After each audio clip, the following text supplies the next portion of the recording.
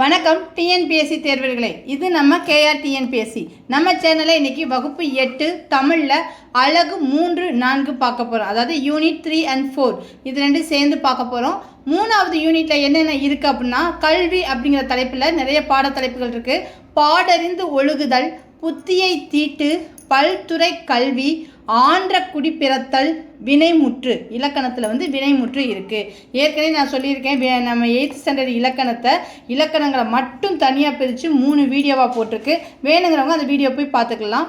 Next 4வது யூனிட்டில் கலை அழகியல் பண்பாடு பற்றி திருக்கேதாரம், தமிழ் நாட்டுப்புற கைவினை கலைகள், தமிழர் இசைக்கருவிகள் இது இருக்குது. அது போக திருக்குறள் இருக்குது. இன்றைக்கி ஃபஸ்ட்டு பேஜ் பார்க்கலாம். இயல் 3 பாடறிந்து ஒழுகுதல். இதில் கலித்தொகை பாடல் கொடுத்துருக்காங்க. கலித்தொகை பாடலை இயற்றியவர் நல்லந்துவனார். அந்த பாடலுடைய சொல்லும் பொருளும் பாருங்க. அளந்தவர், வறியவர், கிளை, உறவினர், செரா அமை, வெறுக்காமை, பேதையார், அறிவற்றவர், நோன்றல், பொறுத்தல், மரா அமை, மறுக்காமை, போற்றார், பகைவர், பொறை, பொறுமை. அளந்தவர், வறியவர், கிளை, உறவினர், செரா அமை, வெறுக்காமை, பேதையார், அறிவற்றவர், நோன்றல், பொறுத்தல், மரா அமை, மறுக்காமை, போற்றார், பகைவர். அதாவது நம்ம போற்றார் போற்றுகின்றவர்னு சொல்லுவோம், ஆனால் ஆக்சுவலாக பகைவர், பொறை, பொறுமை. நெக்ஸ்ட்டு கலித்தொகையுடைய நூல் வெளி பாருங்க. கலித்தொகை 8 தொகை நூல்களில் ஒன்று. சரிங்களா? கலிப்பா என்னும் பா வகையால் இயற்றப்பட்ட நூல் கலித்தொகை. அப்போ கலித்தொகை 8 தொகை நூல்களில் ஒன்று. கலிப்பாங்கிற பா வகையால் இயற்றப்பட்ட நூல். 150 பாடல்களை கொண்டது கலித்தொகை. சரிங்களா? 150 பாடல்களை கொண்டது. கலித்தொகை 5 பிரிவுகளை கொண்டிருக்கு. குறிஞ்சிக்களி, முல்லைக்களி, மருதக்களி, நெய்தற்களி, பாலைக்களி. சரிங்களா? கலித்தொகையை தொகுத்தவர் நல்லாந்துவனார் யாருன்னு பார்த்தீங்கன்னா சங்ககால புலவர்களுள் ஒருவர். இதில் நெய்தற்களி பாடல்களை இயற்றியவரும் நல்லாந்துவனார் தான். இந்த 5 களி இருக்குது பார்த்தீங்களா, பிரிவுகள்: குறிஞ்சிக்களி, முல்லைக்களி, மருதக்களி, நெய்தற்களி, பாலைக்களி. இதில் நெய்தற்களியை மட்டும் அவர் தான் இயற்றியிருக்காரு. மற்ற களிகளில் இருக்க பாடல்களை அவர் தொகுத்துருக்காரு. யாரோ இயற்றிருக்கிறத கலெக்ட் பண்ணி தொகுத்து வச்சுருக்காங்க. சரிங்களா? இப்போ மறுபடியும் ரீட் பண்ணுறேன். கலித்தொகை 8 தொகை நூல்களில் ஒன்று. கலிப்பாங்கிற பாவகையால் இயற்றப்பட்ட நூல். 150 பாடல்களை கொண்டது. 5 பிரிவுகளை கொண்டது. குறிஞ்சிக்களி, முல்லைக்களி, மருதக்களி, நெய்தற்களி, பாலைக்களி. கலித்தொகையை தொகுத்தவர் யார்? நல்லாந்துவனார். நெய்தற்களியை இயற்றியவர் யார்? நல்லாந்துவனார் யாரு? சங்ககால புலவர்களில் ஒருவர். ஓகேங்களா? நெக்ஸ்ட்டு சரியான விடையை தேர்ந்தெடுத்து எழுதுக. நம்மை இயல்பாரை பொறுத்து கொள்ள வேண்டும். நம்மளை கேள்வி கிண்டல் பண்ணுறவங்களையும் நம்ம பொறுத்து போகணும். மறைபொருளை காத்தல் நிறை எனப்படும். பாடறிந்து என்னும் சொல்லை பிரித்து எழுத கிடைப்பது பாடு கூட்டல் அறிந்து. முறை கூட்டல் எனப்படுவது என்பதனை சேர்த்து எழுத கிடைக்கும் சொல் முறை எனப்படுவது. நல்லா மறுபடியும் ரீட் பண்ணுறேன். நம்மை இகழ்வாரை பொறுத்து கொள்ள வேண்டும். மறைபொருளை காத்தல் நிறை எனப்படும். பாடறிந்து பாடு கூட்டல் அறிந்து. முறை கூட்டல் எனப்படுவது முறை எனப்படுவது. நெக்ஸ்ட் பாருங்க. புத்தியை தீட்டு. இது இயற்றியவர் யாரு? இந்த பாடலை ஆலங்குடி சோமு. சரிங்களா? இந்த புத்தியை தீட்டு பாடலுடைய சொல்லும் பொருளும் பாருங்க. தடம், அடையாளம், அகம்பாவம், செருக்கு. தடம், அடையாளம், அகம்பாவம், செருக்கு. ஆலங்குடி சோமு திரைப்பட பாடல் ஆசிரியராக புகழ் பெற்றவர். பிறந்த ஊர் ஆலங்குடி, சிவகங்கை மாவட்டம். தமிழ்நாடு அரசின் கலைமாமணி விருது பெற்றவர். ஆலங்குடி சோமுவின் திரை இசை பாடல் அந்த பாடலிருந்து தான் இதை எடுத்திருக்காங்க. திரை இசை பாடலிலிருந்து இந்த புத்தியை தீட்டுங்கிற பாடலை எடுத்திருக்காங்க. அப்போ புத்தியை தீட்டு பாடலை இயற்றியவர் ஆலங்குடி சோமு. அவர் எங்கே பிறந்திருக்காருன்னா ஆலங்குடி, சிவகங்கை மாவட்டம். தமிழ்நாடு அரசில் என்ன விருது வாங்கியிருக்காருன்னா கலைமாமணி. அவ்வளோதாங்க. நெக்ஸ்ட்டு திருக்கேதாரம் சுந்தரர் பாடிய பாடல். சரிங்களா? திருக்கேதாரம் எங்கே இருக்குது? ஜம்மு காஷ்மீர் அந்த சைடு இருக்குது. அங்கே இருக்கிற சிவனை நம்ம இங்கே இருக்கிற சுந்தரர் பாடியிருக்காருன்னா பாருங்கள். சொல்லும் பொருளும், அந்த பாடலுடைய சொல்லும் பொருளும்: பண், இசை, கனக சுனை, பொன்வண்ண நீர்நிலை, மத வேளங்கள் மத யானைகள் முரளும் முழங்கும் பழவேய் முதிர்ந்த மூங்கில் பழவேய் அப்படின்னது வேய்னாலே மூங்கில் பழவேய்னா முதிர்ந்த மூங்கில் முழவு இசைக்கருவி அகைன் ரீட் பண்ணுறேன் பண் இசை கனகச்சுனை பொன்வண்ண நீர்நிலை மத வேளங்கள் மத யானைகள் முரளும் முழங்கும் பழவேய் முதிர்ந்த மூங்கில் முழவு இசைக்கருவி. நெக்ஸ்ட் நூல்வெளி பாருங்க. சுந்தரரை பற்றிய தேவாரம் பாடிய மூவருள் ஒருவர் சுந்தரர். சரியா? சுந்தரருடைய சிறப்பு பெயர்கள் பாருங்க. நம்பியூரார், தம்பிரான் தோழர். நம்பியூரார், தம்பிரான் தோழர் சிறப்பு பெயர்களுக்கு உரியவர் யாரு? சுந்தரர். சுந்தரர் அருளிய தேவார பாடல்கள் 12 திருமுறைகளில் 7ஆம் திருமுறையாக இடம்பெற்றுள்ளன. சுந்தரர் அருளிய தேவார பாடல்கள் 12 திருமுறைகளில் 7ஆம் திருமுறையாக இடம்பெற்றுள்ளன. திருத்தொண்டத்தொகை சுந்தரர் இயற்றிய முதல் நூல். சுந்தரர் இயற்றிய முதல் நூல் என்னது? திருத்தொண்டத்தொகை. அப்போ என்னது? திருக்கேதாரம் பாடலை இயற்றியவர் சுந்தரர்.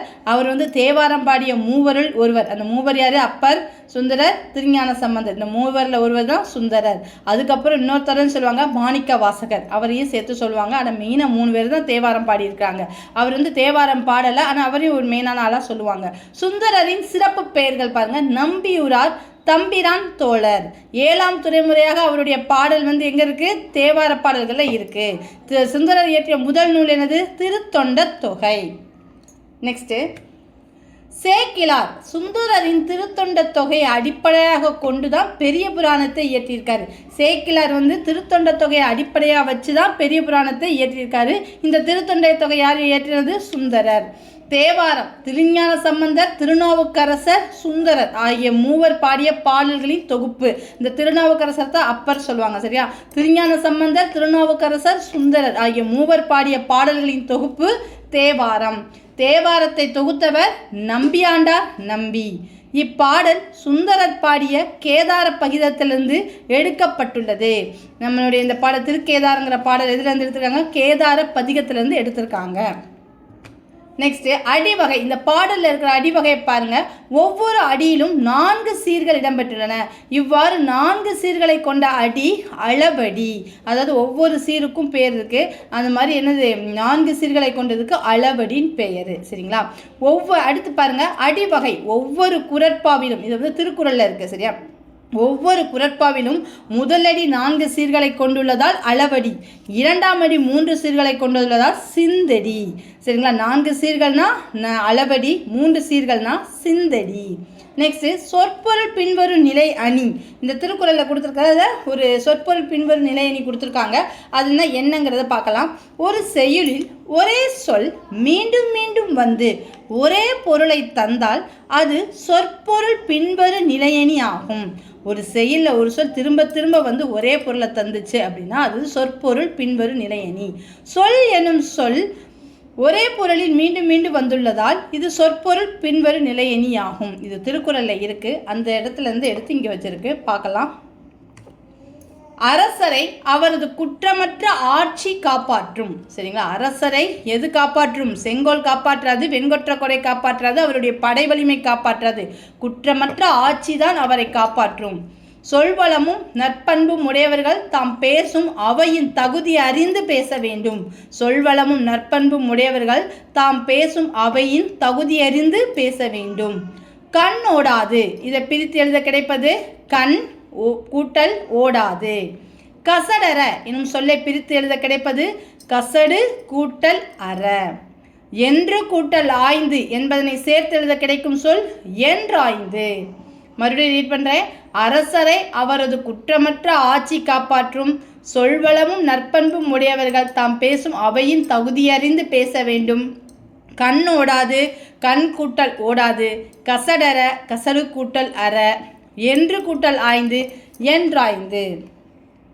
நெக்ஸ்ட்டு இயல் 3ல் இருக்கிற இந்த பாடறிந்து ஒழுகுதல் அப்படி இருக்குல்ல, அந்த இதில் நம்ம என்ன கொடுத்துருக்காங்க? இயல் 3ல் கல்வியை பற்றி ஒரு லெசன் உரைநடை அதை பார்க்கலாம். மனிதன் பிற விலங்கிலிருந்து மாறுபட்டு உயர்ந்து நிற்பதற்கு அடிப்படையாய் விளங்குவது கல்வி. மனிதனுக்கும் விலங்குகளுக்கும் வேறுபாடு இருக்கிறது என்னது? கல்வியினால தான். அறியாமையை நீக்கி அறிவை விளக்குவது கல்வி. கல்வி என்பது வருவாய் ஈட்டும் வழிமுறை மட்டுமன்று, அது மெய்மையை தேடவும் அறநெறியை பயிலவும் மனித ஆன்மாவுக்கு பயிற்சி அளிக்கும் ஒரு நெறிமுறையும் ஆகும் என்று கூறியவர் விஜயலட்சுமி பண்டிட். சரிங்களா? விஜயலட்சுமி பண்டிட் யார் அப்படின்னு பார்த்தீங்கன்னா ஐநா சபையின் முதல் பெண் தலைவர். அவங்க சொல்லியிருக்காங்க, என்ன சொல்லியிருக்காங்க? கல்வி என்பது நம்ம ஒரு ஏர்னிங்குரிய கைட்னஸ் மட்டும் கிடையாது, அது மெய்மையையும் தேடணும், அறநெறியை பயிலணும், மனித ஆன்மாவுக்கு பயிற்சி அளிக்கும் ஒரு நெறிமுறையும் கூட அப்படின்னு சொல்லியிருக்காங்க. ஐநா அவையின் முதல் பெண் தலைவர் யாரு? விஜயலட்சுமி பண்டிட். நெக்ஸ்ட் ஒரு பொறுத்துக்க பாருங்க. இயற்கை ஓவியம் 10 பாட்டு. இயற்கை இன்பக்களம் கலித்தொகை. இந்த களம் வந்துக்கிறா கலித்தொகை ஈஸியா களம் களி. இயற்கை வாழ்வில்லம் திருக்குறள். இயற்கை இன்ப வாழ்வு நிலையங்கள் சிலப்பதிகாரமும் மணிமேகலையும். இயற்கை அன்பு பெரிய புராணம். இயற்கை இறையுறையுள் தேவார திருவாசக திருவாய் மொழிகள். மறுபடியும் ரீட் பண்ணுறேன், இது பொறுத்துக்க ஸ்ட்ரெயிட்டாக தான் இருக்குது, பார்த்துக்கோங்க. இதை வந்து மேட்சிட்டில் இதெல்லாம் கொடுக்குறாங்க. இயற்கை ஓவியம் 10 பாட்டு. இயற்கை இன்பக்களம் கலித்தொகை. இயற்கை வாழ்வில்லம் திருக்குறள். இயற்கை இன்ப வாழ்வு நிலையங்கள் சிலப்பதிகாரமும் மணிமேகலையும். இயற்கை அன்பு பெரிய புராணம். இயற்கை இறையுறையுள் தேவார திருவாசக திருவாய் மொழிகள். நெக்ஸ்ட்டு ஏடென்று கல்வி சிலர் எழுதும் பேசும் இயலன்று கல்வி பலருக்கு எட்டாதென்னும் வீடென்று கல்வி ஒரு தேர்வு தந்த விளைவன்று கல்வி அது வளர்ச்சி வாயில். இதை யார் சொல்லியிருக்கா? குலோத்துங்கன். சரிங்களா? ஏடென்று கல்வி சிலர் எழுதும் பேசும் இயலன்று கல்வி பலருக்கு எட்டாதென்னும் வீடென்று கல்வி ஒரு தேர்வு தந்த விளைவன்று கல்வி அது வளர்ச்சி வாயில். யார் கூறியிருக்காங்க? குலோத்துங்கன். நெக்ஸ்ட் பாருங்க. உலக வாழ்விற்கு மிக மிக இன்றியமையாதது என்னும் அறிவு கலை அறிவியல். சரியா? உலக வாழ்விற்கு மிகவும் இன்றியமையாதது என்னது? அறிவியல். புற உலக ஆராய்ச்சிக்கு அறிவியல் எதை போன்றது? கொழுகொம்பு. புற உலக ஆராய்ச்சிக்கு அறிவியல் எதை போன்றது? கொழுகொம்பு. நெக்ஸ்ட் இதில் திருவிக்காவை பற்றி ஒரு ஷார்ட்ஸ் பார்க்கலாம். முழு பெயர். இதில் திருவிக்காவை பற்றி பார்க்கலாம். திருவாரூர் விருத்தாச்சலம் கல்யாண சுந்தரனார், இதுதான் அவருடைய முழு பெயர். அடைமொழி வந்து என்னது? தமிழ் தென்றல். திருவாரூர் விருத்தாச்சலம் கல்யாண சுந்தரனார் தான் சுருக்கி திரு-வி-க. அடைமொழி வந்து என்னது? தமிழ் தென்றல். அவர் சிறப்புகள் பாருங்க. அரசியல் சமுதாயம் சமயம் தொழிலாளர் நலன் ஆகிய துறைகளில் ஈடுபட்டவர். சிறந்த மேடை பேச்சாளர். தமிழ் மொழி வளர்ச்சிக்கு பெரும் பங்களிப்பு செய்தவர். அரசியல் சமுதாயம் சமயம் தொழிலாளர் நலன் ஆகிய துறைகளில் ஈடுபட்டவர். சிறந்த மேடை பேச்சாளர். தமிழ் மொழி வளர்ச்சிக்கு பெரும் பங்களிப்பு செய்தவர். இவர் எழுதிய முக்கிய நூல்கள் பாருங்க. மனித வாழ்க்கையும் காந்தியடிகளும், பெண்ணின் பெருமை, தமிழ் சோலை, பொதுமை வேட்டல், முருகன் அல்லது அழகு, இளமை விருந்து. மனித வாழ்க்கையும் காந்தியடிகளும், பெண்ணின் பெருமை, தமிழ் சோலை, பொதுமை வேட்டல், முருகன் அல்லது அழகு, இளமை விருந்து. நெக்ஸ்ட்டு நாட்டுப்புற கைவினை கலைகள். இயல் 4 வந்தாச்சு. கண்ணுக்கும் கருத்துக்கும் மகிழ்ச்சி அளித்து நற்பண்புகளை வளர்ப்பது கலைகள். கண்ணுக்கும் கருத்துக்கும் மகிழ்ச்சி அளித்து நற்பண்புகளை வளர்ப்பது கலைகள். அன்றாட பயன்பாட்டுக்காக அழகிய பொருட்களை தொழில்முறையில் உருவாக்கும் கலை கைவினை கலை. அன்றாட பயன்பாட்டுக்காக அழகிய பொருட்களை தொழில்முறையில் உருவாக்கும் கலை கைவினை கலை. உலகின் பழமையான கலைகளில் ஒன்று மண்பாண்ட கலை. உலகின் பழமையான கலைகளில் ஒன்று மண்பாண்ட கலை. தமிழ்நாட்டில் எங்கு முதுமக்கள் தாழிகள் கிடைத்துள்ளன? ஆதிச்சநல்லூர். தமிழ்நாட்டில் எங்கு முதுமக்கள் தாழிகள் கிடைத்துள்ளன? ஆதிச்சநல்லூர். தமிழ்நாட்டில் எங்கு கலையழகு மிகுந்த மண்கலங்கள் கண்டுபிடிக்கப்பட்டன? செம்பியன்கண்டியூர், நாகை மாவட்டம். நம்ம மண்கலங்கள் அப்படின்னு ஆதிச்சநல்லூர் தான் டிக் பண்ணுவோம். ஆக்சுவலாக அதாவது நாகை மாவட்டத்தில் இருக்க செம்பியன்கண்டியூர். தமிழ்நாட்டில் எங்கு கலையழகு மிகுந்த மண்கலங்கள் கண்டுபிடிக்கப்பட்டன? செம்பியன்கண்டியூர், நாகை மாவட்டம். தமிழ்நாட்டில் எங்கு ஏராளமான சுடுமண் பொருட்கள் கிடைத்துள்ளன? கீழடி, மதுரை. தமிழ்நாட்டில் எங்கு ஏராளமான சுடுமண் பொருட்கள் கிடைத்துள்ளன? கீழடி, மதுரை. களிமண்ணால் செய்யப்படும் பொருட்கள்: பானை, சட்டி, குடம், தோண்டி, கலயம், கடம், மூடி, அகல், உண்டியல், அடுப்பு, தொட்டி. பானை, சட்டி, குடம், தோண்டி, கலயம், கடம், மூடி, ஆகல், உண்டியல், அடுப்பு, தொட்டி. மண்பாண்டக்கலையின் இன்னொரு வளர்ச்சி நிலை சுடுமண் சிற்பக்கலை, அதாவது டெரகோட்டா. சுடுமண் சிற்பக்கலை என்ன சொல்கிறாங்க? டெரகோட்டான்னு சொல்கிறாங்க. மூங்கிலின் வகைகள்: கல் மூங்கில், மலை மூங்கில், கூட்டு மூங்கில். மூங்கில் எத்தனை வகையாக இருக்குது? 3 வகையாக இருக்குது. கல் மூங்கில், மலை மூங்கில், கூட்டு மூங்கில். கைவினைப் பொருட்கள் செய்வதற்கு ஏற்ற மூங்கில் கூட்டு மூங்கில். கைவினைப் பொருட்கள் செய்வதற்கு ஏற்ற மூங்கில் கூட்டு மூங்கில்.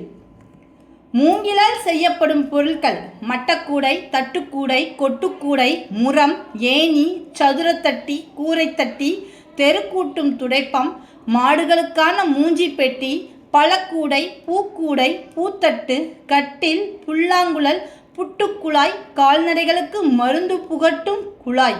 இதை எல்லாமே மூங்கிலில் செய்கிறாங்க. குழந்தைகளை படுக்க வைப்பது தடுக்குப்பாய். உட்கார்ந்து உண்ண உதவுவது பந்திப்பாய்.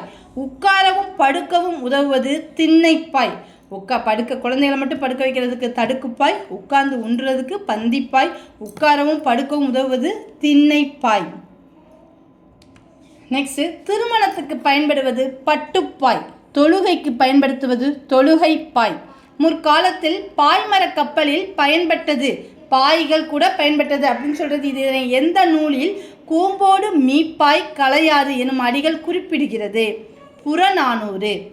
முற்காலத்தில் பாய்மரை கப்பல்களில் கூட பாய்தான் பயன்பட்டது. இதனை எந்த நூலில் கூம்போடு மீப்பாய் கலையாது எனும் அடிகள் குறிப்பிடுகிறது? புறநானூறு.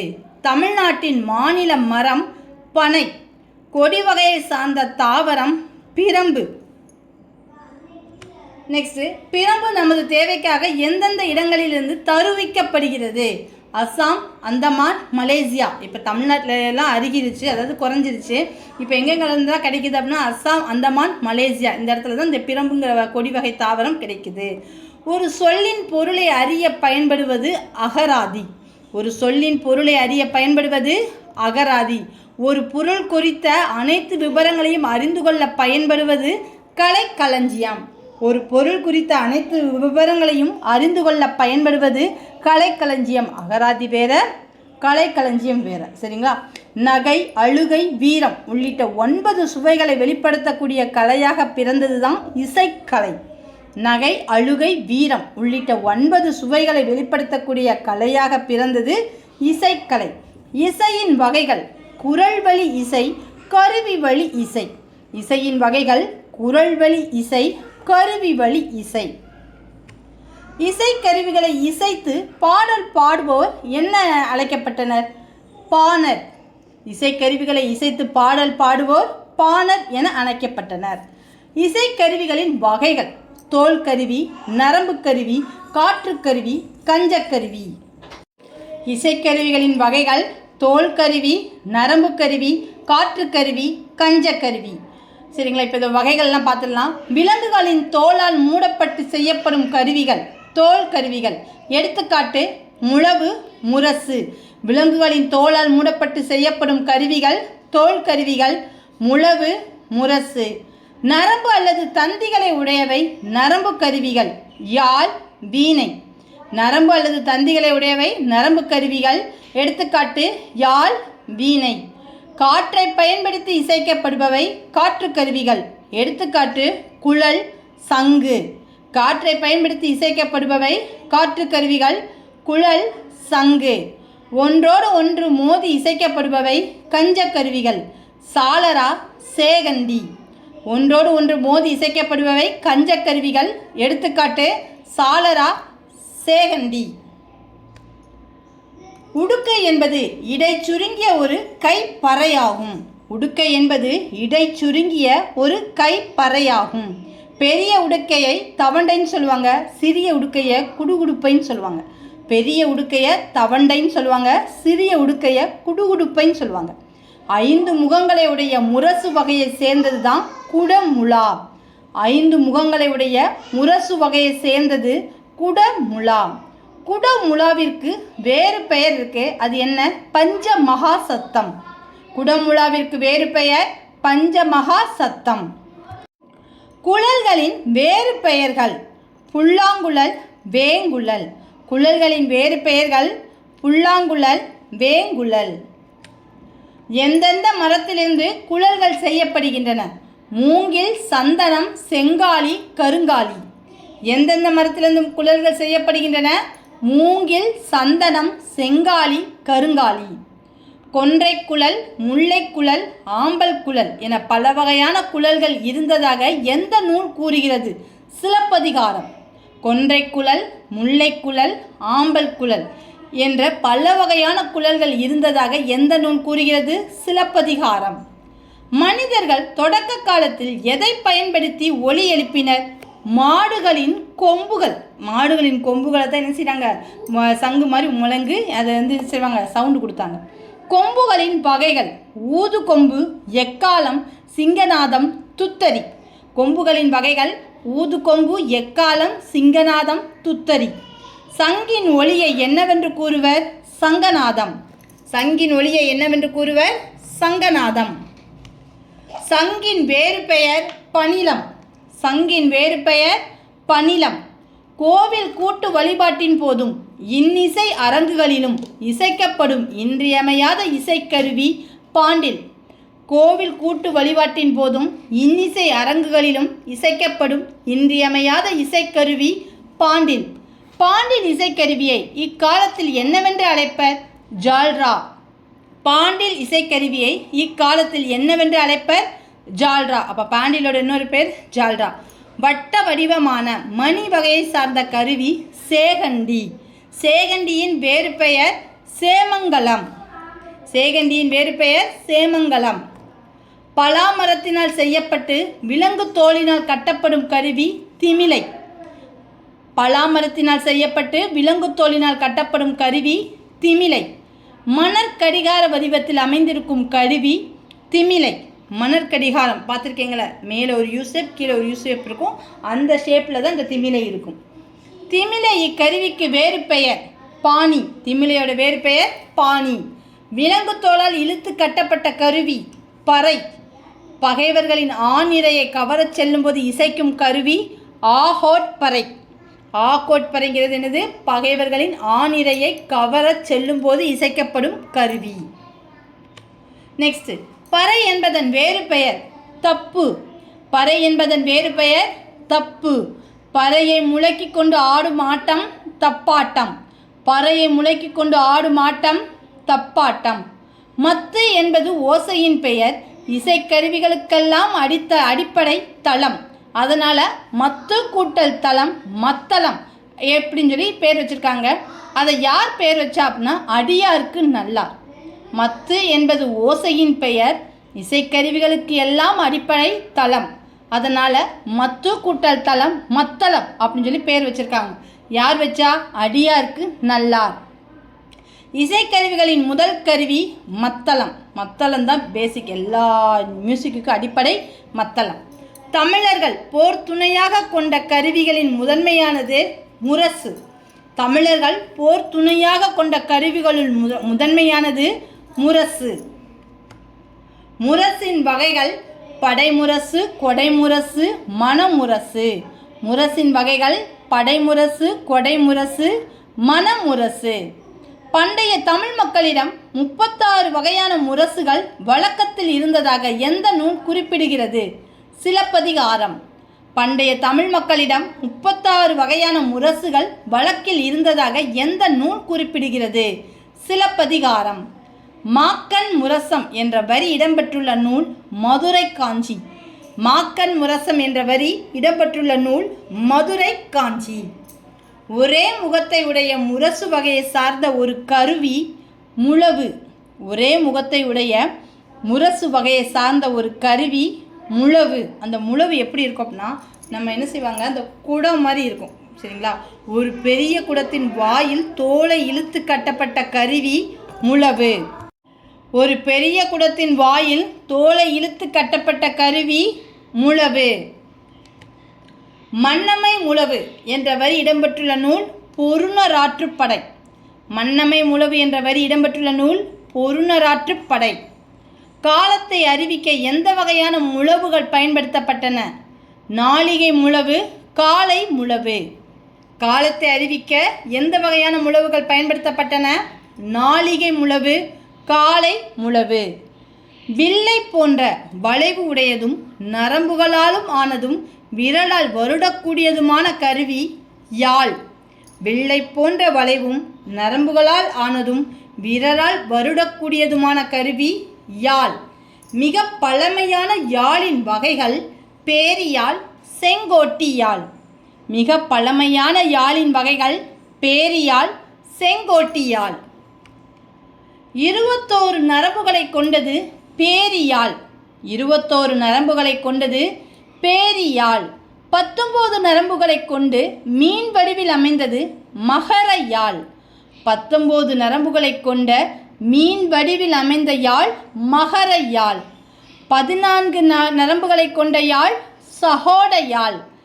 14 நரம்புகளை கொண்ட யாழ் சகோட யாழ். யாழின் வடிவமே மெல்ல மெல்ல மாற்றமடைந்து பிற்காலத்தில் எந்த கருவியாக உருமாறியது? வீணை. யாழின் வடிவமே மெல்ல மெல்ல மாற்றமடைந்து பிற்காலத்தில் எந்த கருவியாக உருமாறியது? வீணை. 7 நரம்புகளை கொண்டது வீணை. நெக்ஸ்ட் லாஸ்ட் ஒன் பாருங்க. பரிவாதினி என்னும் வீணை எந்த பல்லவ மன்ன காலத்தில் வழக்கில் இருந்ததாக கூறப்படுகிறது?